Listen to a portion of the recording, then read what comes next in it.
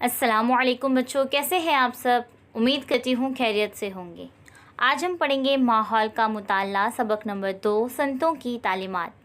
बच्चों, हम पिछले सबक में पढ़ चुके हैं शिवाजी महाराज की पैदाइश से पहले का महाराष्ट्र, और हम उस सबक में ये देखे कि शिवाजी महाराज जिस ज़माने में हो गुज़रे हैं वो ज़माना अहद वस्ता कहलाता है, और उस ज़माने में हर तरफ राजाओं और शाहों की हुकूमत चलती थी। बहुत से राजा ऐसे थे जो आवाम की भलाई का ख्याल रखने की बजाय ऐशो इशरत में पड़े रहते थे। जब शिवाजी महाराज ने लोगों की ये हालत देखी, उन्होंने देखा कि लोगों को अपने मजहबी रस्म व रिवाज की आज़ादी तक नहीं थी। ना उन्हें पेट भर अनाज मिलता था, ना ही उनके पास रहने के लिए महफूज मकान था। हर जगह नाइंसाफ़ी का दौर था।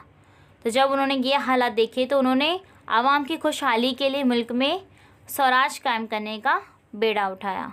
तो बच्चों, हमने देखा कि शिवाजी महाराज ने मुल्क में स्वराज कायम करने के लिए संतों की तालीम और हिदायतों से फ़ायदा उठाया। इतना हम पिछले सबक में पढ़ चुके हैं। तो आज हम पढ़ेंगे संतों की तालीमात। तो चलिए शुरू करते हैं। महाराष्ट्र में श्री चक्रधर, संत नामदेव, संत ज्ञानेश्वर, संत चोखामेड़ा जैसे कई संत हो गुज़रे हैं। उनकी तालीमात को समाज के मुख्तलिफ़ तबक़ात से आने वाले संतों ने आगे बढ़ाया।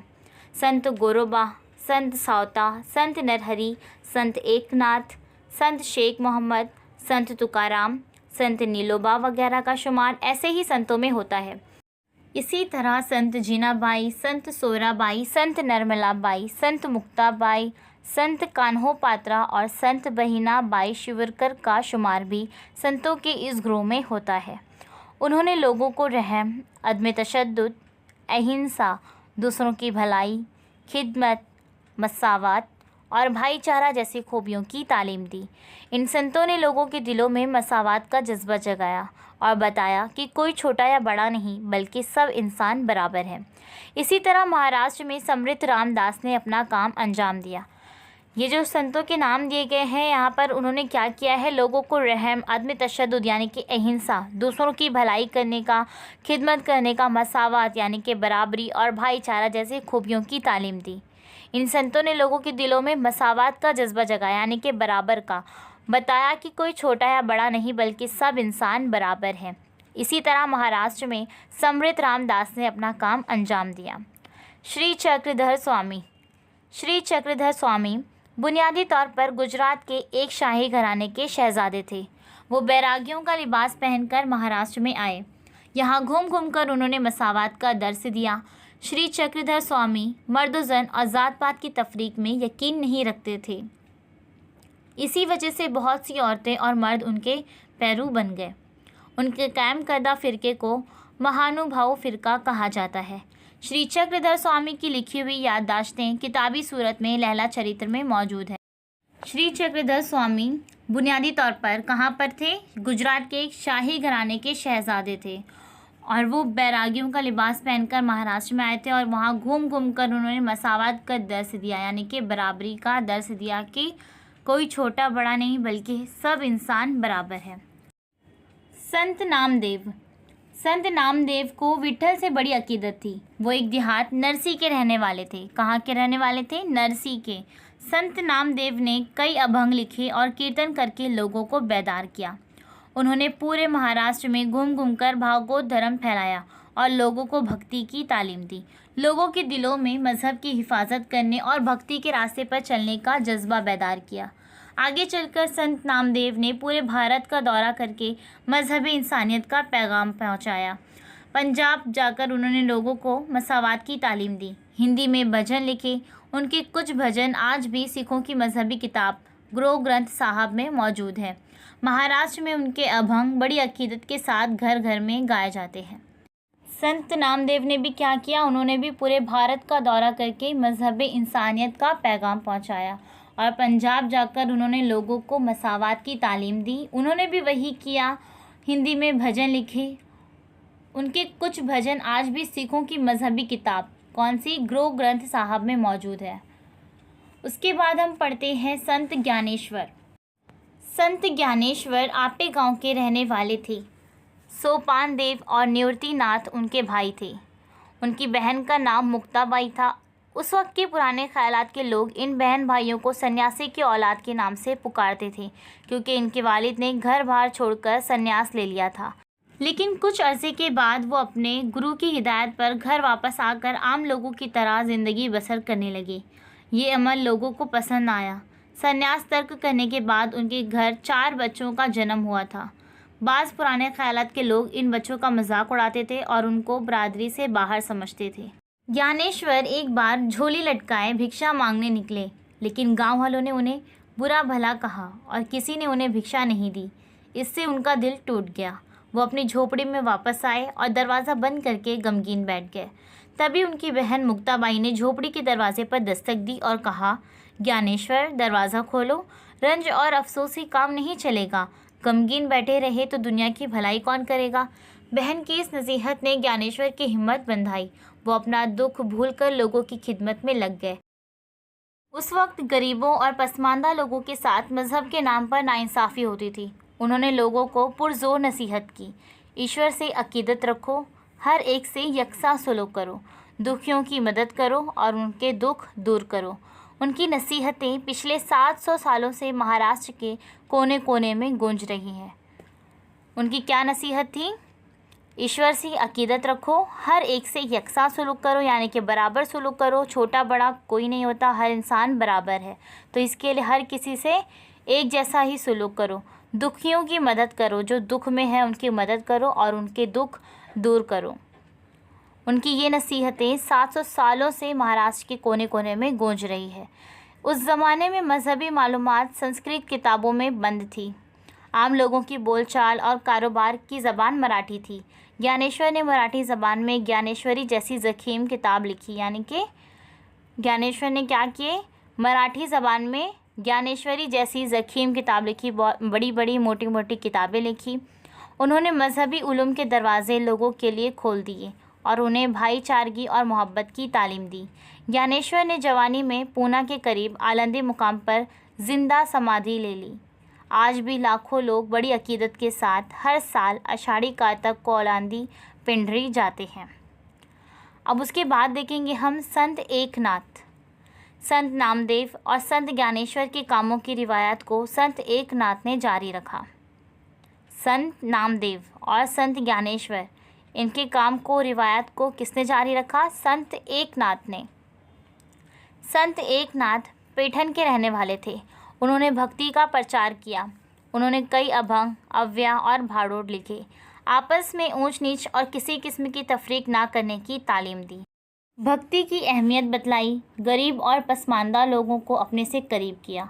इसके अलावा उन्होंने बेज़ुबान जानवरों से खुद भी हमदर्दी की और लोगों को भी नसीहत की कि वो बेज़ुबान जानवरों के साथ हमदर्दी का सलूक करें। संत एकनाथ जो कहते थे उस पर अमल भी करते थे। इन्होंने भी क्या किया? ऊंच नीच नहीं करना है, ये तालीम दी और भक्ति की अहमियत बतलाई। और क्या किया? गरीब और पसमानदा लोगों को अपने से करीब कर लिया।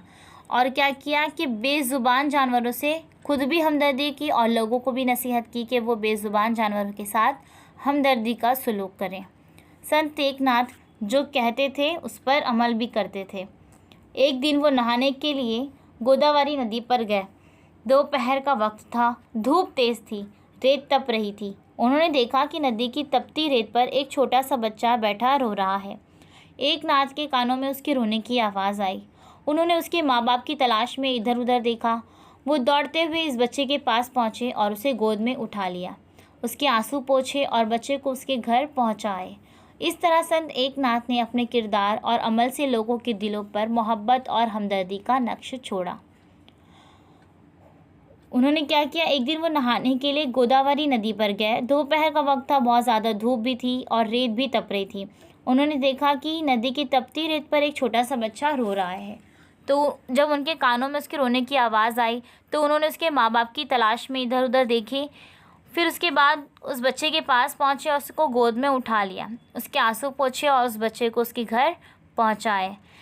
इस तरह के अमल से लोगों के दिलों पर मोहब्बत और हमदर्दी का नक्श छोड़ा। किसने? संत एकनाथ ने। अब हम पढ़ेंगे संत तुकाराम। शिवाजी महाराज के ज़माने में तुकाराम और रामदास संत हो गुजरे हैं। संत तुकाराम पुणे के करीब देहू गांव के रहने वाले थे। उनके घर खेती बाड़ी थी, उनकी किराना की दुकान भी थी। उनके आबा अजदाद मजबूर और ज़रूरतमंद लोगों को कर्ज दिया करते थे, लेकिन तुकाराम ने कर्ज की वसूलियाबी के अपने हिस्से के खाते इंद्रायणी नदी में गर्क कर दिए और बहुत से लोगों को कर्ज से आज़ाद कर दिया। वो करीब की पहाड़ी पर जाकर विट्ठल के भजन गाते और आषाढ़ी कार्तिक को पंढरपुर जाते थे। वो कीर्तन करते, अभंग लिखते और उसे लोगों को सुनाते थे। हजारों लोग उनका कीर्तन सुनने आते थे। शिवाजी महाराज भी उनके कीर्तन में शरीक हुआ करते थे। संत तुकाराम लोगों को हमदर्दी, माफ़ी, शांति और मसावात की तालीम देते थे। वो कहा करते थे, वो इंसान नेक है, बड़ा है और फरिश्ता सिफत है जो दुखियों को अपना समझे। वो क्या कहा करते थे? वो इंसान नेक है, बड़ा है और फरिश्ता सिफत है जो दुखियों को अपना समझे। अपनी इस नसीहत को उन्होंने लोगों के दिलों पर नक्श कर दिया। जो उनकी ये नसीहत थी कि वो इंसान नेक है, बड़ा है और फरिश्ता सिफत है जो दुखियों को अपना समझे, और उन्होंने अपनी इस नसीहत को लोगों के दिलों पर नक्श कर दिया। उनके दिलों में इंसानियत का जज्बा बेदार किया। लोग तुकाराम की जय जयकार करने लगे। आज भी महाराष्ट्र में हर तरफ ज्ञान बाह तुकाराम का नारा सुनाई देता है। ज्ञानेश्वर ही को ज्ञान बाह कहा जाता है। आज भी तुकाराम गाथा घर घर में पढ़ी जाती है। महाराष्ट्र में हर तरफ किसका नारा सुनाई देता है? ज्ञान बा तुकाराम का नारा सुनाई देता है। ज्ञानेश्वर ही को ज्ञान बा कहा जाता है और आज भी तुकाराम गाथा घर घर में पढ़ी जाती है। अब हम देखेंगे समृत रामदास।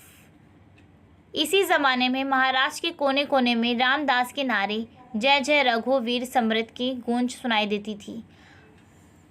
मराठवाड़ा में रामनवमी के दिन गोदावरी के किनारे पर वाक़ एक गांव जामिब में उनका जन्म हुआ। रामदास का असली नाम नारायण था, मगर वो खुद को राम का दास कहा करते थे। उन्होंने अपनी किताब दास बोध के ज़रिए लोगों को बड़े कीमती उपदेश दिए, अच्छे ख्यालात और अच्छे अमल की तालीम दी। उन्होंने लोगों को ताकत की कदर कीमत समझाने के लिए जगह जगह हनुमान के मंदिर बनवाए। उनकी नसीहत थी कि हरकत और ताकत में बरकत और कामयाबी है। इनकी क्या नसीहत थी? कि हरकत और ताकत में बरकत और कामयाबी है। उन्होंने लोगों को नाइंसाफ़ी के खिलाफ मुत्तहिद होकर लड़ने के लिए उकसाया। क्या सिखाया उन्होंने? नाइंसाफ़ी के खिलाफ मुत्तहिद होकर यानी मिलजुल कर लड़ने के लिए उकसाया। इससे उस वक्त के लोगों को काफ़ी हौसला मिला। जब उन्होंने ऐसे उकसाया लोगों को, उस वक्त लोगों को काफ़ी हौसला मिला। संतों और बुज़ुर्गों की तालीम से लोग बेदार हो गए, मज़हब का एहतराम बढ़ा और लोगों ने अपने आप पर भरोसा करना सीखा। शिवाजी महाराज ने मुल्क में स्वराज कायम करने के लिए संतों की तालीम से पूरा फ़ायदा उठाया और इस तरह संतों की तालीम और बुज़ुर्गों की नसीहत की वजह से शिवाजी महाराज ने मुल्क में स्वराज कायम करने के लिए संतों की तालीम से पूरा फ़ायदा उठाया। अब यहाँ पर समृत रामदास की क्या नसीहत थी? कि हरकत और ताकत में बरकत और कामयाबी है। उसके बाद है संत तुकाराम। इनकी क्या नसीहत थी बच्चों? इनकी नसीहत थी वो इंसान नेक है, बड़ा है और फरिश्ता सिफत है जो दुखियों को अपना समझे। क्या नसीहत थी? वो इंसान नेक है, बड़ा है और फरिश्ता सिफत है जो दुखियों को अपना समझे। ये नसीहत किसने किया था? संत तुकाराम ने किया था।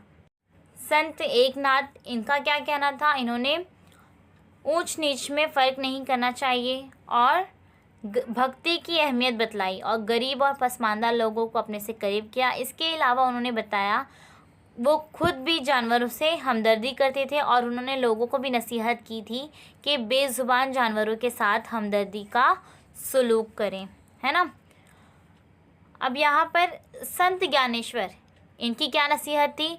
इन्होंने नसीहत दी थी कि ईश्वर से अकीदत रखो, हर एक से यकसा सलूक करो, दुखियों की मदद करो, उनके दुख दूर करो। क्या नसीहत थी इनकी?